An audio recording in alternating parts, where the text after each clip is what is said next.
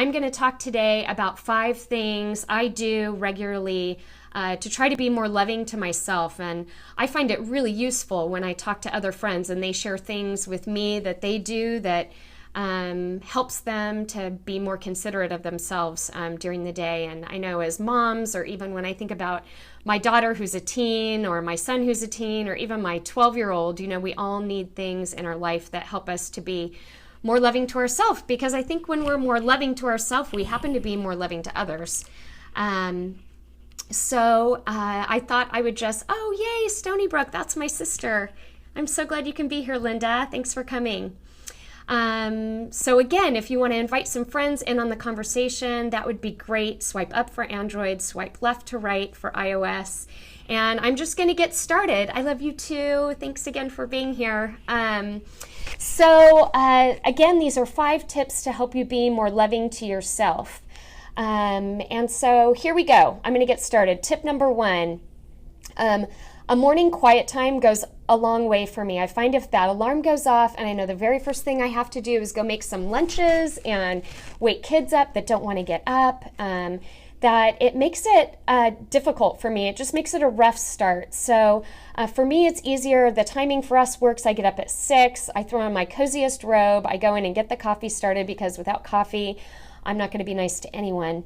And then I usually grab a journal and a couple of books that I enjoy, usually my Bible, something that's encouraging. And the reason why I journal is not because I'm naturally a journaler. I'm not. It's because if I'm getting up really early, it's very, very difficult for me to stay awake. Ditto on the coffee. Yes, thank you. I agree with you, Sherry. I also grab a big glass of water, because I find that if I drink a big glass of water first thing in the morning, it also helps just kind of wake me up. There's a health guru, and his name is Sean Stevens, on the Model Health Show, and he talks about having your internal bath as your first thing in the morning. And I happen to agree with him. I just feel kind of dehydrated overnight, and I notice it just kind of keeps me more alert and awake. I also like just spending that quiet time. I think just a few minutes about my day. I try not to stress on things that I'm worried about that might be in that day. I just try to focus on more of the positive and a few of the things I'd really like to get done. I spend some time praying, inviting God, peace, order, joy, just to follow me throughout the day, which I think is just really important to be intentional about thinking first off what you really want to be in on your day. And I'm just wondering, do you guys do anything like this? Do you have sort of a morning quiet time? And I've just got a couple people on here, but I think sometimes it's helpful to know other people do this. And if you don't, boy, I totally get it, because I really didn't do it until about a year ago. The second, looks like there's not really any comments about that. So I'm going to move on to my second tip. And my second tip is, Linda journals. She writes and she does an art journal. Awesome. Welcome, Kelly. Thanks for coming. Linda does amazing journal entries. She does a one where you do art. I can't remember what it's called, Linda. Maybe you can tell us, because I know there's hashtags you can look up to get more information on that. She's very creative, and she does it where you draw pictures that represent sort of what your experience is with what you're reading in your Bible, which is really cool. My second tip is get outside. A documented life. Yes, exactly. So get outside, and whether you spend 5 minutes or an hour, some people are not exercise people. If you are, you're like me. You want to get out and run because it just feels good to get moving. But if it's walk the dog, walk outside your front door and take a few deep breaths, walk around the block, do some gardening, even I just find that getting outside and running into neighbors, watching the kids run across the street to go off to school, it just kind of brings life into your day. And sometimes we have days that are really stuck indoors a lot. Even kids that are in school are kind of indoors and focused on their books and listening to teachers, and just getting outside and hearing some natural sounds and seeing that the world is alive outside your front door can just really help you. Nature photography here. Oh, that's very cool. Particularly if I'm sitting at the computer a lot, I notice if I get outside and just go even for a quick walk outside, I feel so much better. My third tip is flood your body with water and nutrition. So these are two big things for me. Again, the internal bath, getting a big glass of water, I think helps a lot. I like to put lemon in it. I mean, if you have things that make it more palatable or more fun for you to drink it, do that. But I think that's really important. And then the other thing is nutritionally, I find, and you know, everybody has their own rhythm with nutrition, but I find that if I have something super good for me early on in the day, that I tend to eat better all day long. So whether for you that's a couple of eggs or it's a bowl of fruit or whatever it is, if I can avoid the junky things or the high carbohydrates early in the morning, I set a tone for myself where I'm much less hungry through the day and I feel so much better throughout the day. So I do something that I call the salad shake, which really kind of grosses my kids out when I say that, but that really is kind of what it is. And I don't tend to eat breakfast at 6. I tend to eat breakfast more like 10. But I slowly over time have inched my way up to a whole blender of spinach. Just fresh spinach, please. Don't cook your spinach. That would be really gross. But a whole blender of spinach, and I do chocolate. Yes, sometimes I add cocoa nibs. Does that count?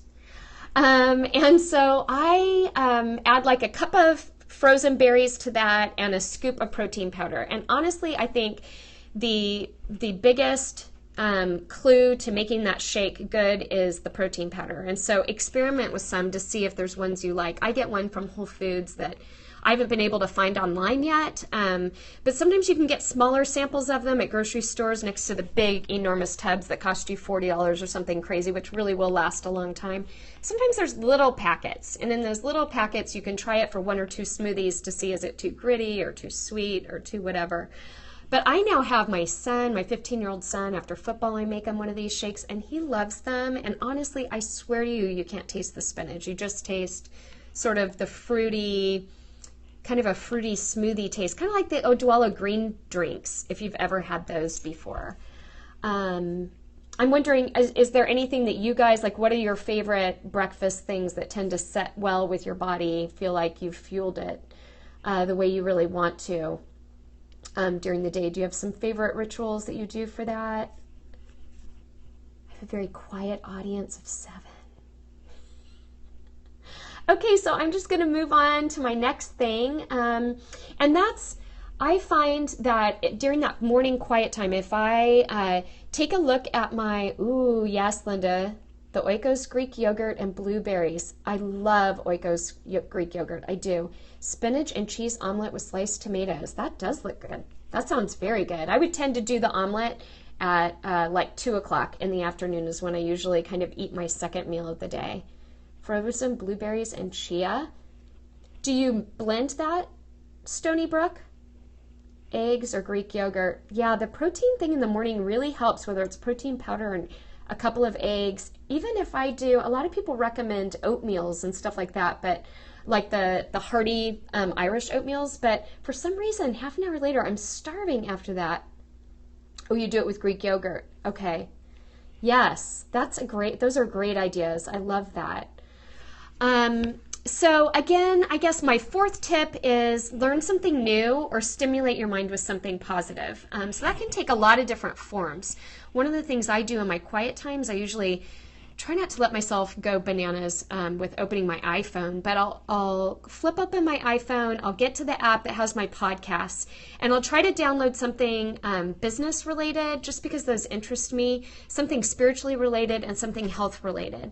And I just use those at whatever sort of points in my day when I just feel like I need a little pick-me-up. And so when I run, I listen to one. When I'm doing laundry, when I'm at the grocery store, when I'm driving, those are the times when I'll tend to take in that. And I feel like I've learned something during the day and my mind feels stimulated. I come up with lots of ideas. I just love it. Stony Brook Knits. That's awesome. I know you are so creative, and I think that's awesome. I was going to mention that actually too. Things for creative types, it's really helpful, to, get on Pinterest and look up the next idea of something that you'd really like to do is also a great way to do that. I think even doing something for someone else, keeping on with that, doing something positive or nurturing for yourself is also helping others. So baking or and giving it to a neighbor, or knowing that an elderly neighbor needs help with something and you can jump on that and, you know, go over and help them or visit with them for a few minutes. Listening to audiobooks is awesome. I often don't feel like I have a lot of time to sit and read, but that's a way that I can take in content and stimulate my mind. And then my fifth tip is speak kindly to yourself. That's a hard one for a lot of us. You know, it's easy to allow the negative thoughts to come in and believe they're true. And I think it really helps to, what I try to discipline myself to do is when I have a negative thought, I try to give myself 2 positive thoughts. So I'll try to stop myself mid-thought and think 2 things that are really true about me. But honestly, sometimes, particularly if you're in a really difficult season of life, it's hard to do that. So I have on occasion emailed a friend and said, I'd like to give you a list of things that I think are really awesome about you. And would you be willing to give me a list of some things that you really appreciate about me? Let's see, Sherry says, it's so much easier to speak nicely to someone else than to myself. Isn't that true? That's so, so true. So I think being able to, you know, I'll compile sort of this list of things that other people have said to me that maybe I believe or I don't believe about myself yet, but still saying them to myself, I think over time makes them more real. It's kind of like, you know, you act it until it's real for you. And I've had friends that have been so kind to send those kinds of things to me, and I'll print it off and I'll keep it like in my journal so I can reflect on those things, particularly on days when I'm finding myself being extra low or hard on myself. And so I'm wondering which of these tips resonates with you more: the quiet time, the, you know, getting outside, the nutrition aspect, or stimulating your mind, or speaking kindly to yourself. Is there one that kind of is more all of them? Thank you, Linda. That's what a good sister should say. The last one, yes. I know. Why is that so hard? I was really struggling with that yesterday, and I was like, what is going on? And honestly, I thought, am I on my cycle? Like, what's going on? All of them, but the hardest is the last one. Yes. So, I mean, that's one of the great things about Periscope too, right?